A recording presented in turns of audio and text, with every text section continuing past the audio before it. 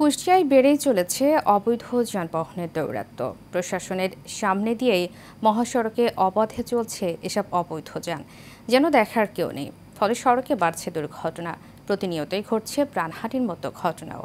মৃত্যুপুরীতে পরিণত হয়েছে জেলার সড়ক মহাসড়কগুলো। তাই মহাসড়কে অবৈধ যানের বিরুদ্ধে প্রশাসনের ভূমিকা নিয়ে প্রশ্ন তুলছেন জনসাধারণ। হাসিবুর রহমান রিজুর রিপোর্ট, বিস্তারিত জানাচ্ছেন শেখ ফাহিম। কুষ্টিয়া জেলার সড়কগুলো দিনের পর দিন সাধারণ মানুষের কাছে আতঙ্কে পরিণত হচ্ছে।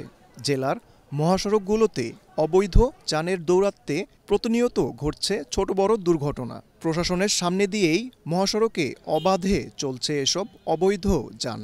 গত ১.৫ মাসে কুষ্টিয়া জেলায় সড়ক দুর্ঘটনায় প্রাণ হারিয়েছেন ৮ জন।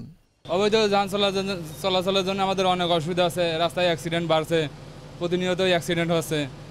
শহরে যখন মোটরসাইকেল চালায়, যখন পুলিশ যেমন তেমনভাবে আমাদের হাত ঠেকায়ে থামায়, কিন্তু অবৈধ পরিবহন নসিবন যখন যায় তখন তাদের ধরেও না, তাদের প্রশাসন লক্ষ্যও করে না।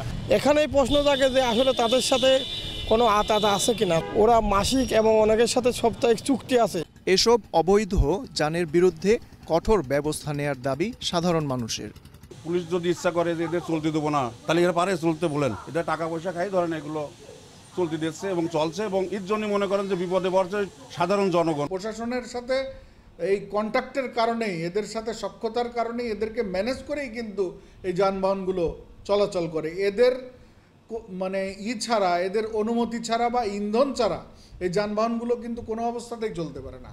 ম্যাজিস্ট্রেট থাকেন অন্য কাজে, এই কারণেই মোবাইল কোর্ট পরিচালনা করতে পারছেন না বলে দায় সারেন কুষ্টিয়া বিআরটিএর এই কর্মকর্তা। এটা কন্টিনিউ করা উচিত। অনেক সময় নির্বাহী ম্যাজিস্ট্রেট স্যাররা দেখা যায় তাদের আরও অন্যান্য মোবাইল কোর্টে থাকেন, সে সময় আমরা বের হই না। আর হাইওয়ে পুলিশের ভারপ্রাপ্ত কর্মকর্তা বলছেন, সড়কে নিরাপত্তা নিশ্চিতে কঠোর অবস্থানে রয়েছেন তারা। কোনো সদস্যর বিরুদ্ধে দায়িত্বে অবহেলার অভিযোগ পেলে নেওয়া হবে ব্যবস্থা। আমার জানা মতে নাই, আপনি খোঁজ নিয়ে দেখেন। এই আমার যে জুরিডিকশন আছে এর ভিতরে খোঁজ নিয়ে দেখেন, এরকম কোনো সিস্টেম কোথাও নাই। যদি স্পেসিফিক অভিযোগ থাকে বা আমার কাছে কেউ স্পেসিফিক অভিযোগ করেন, আমি অবশ্যই সেটা যথাযথ কর্তৃপক্ষের কাছে উপস্থাপন করব, এই অভিযুক্ত পুলিশ সদস্যের শাস্তি নিশ্চিত করার জন্য।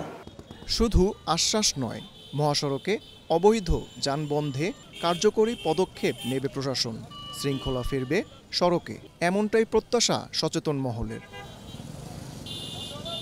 Sheikh Fahim, Asian television.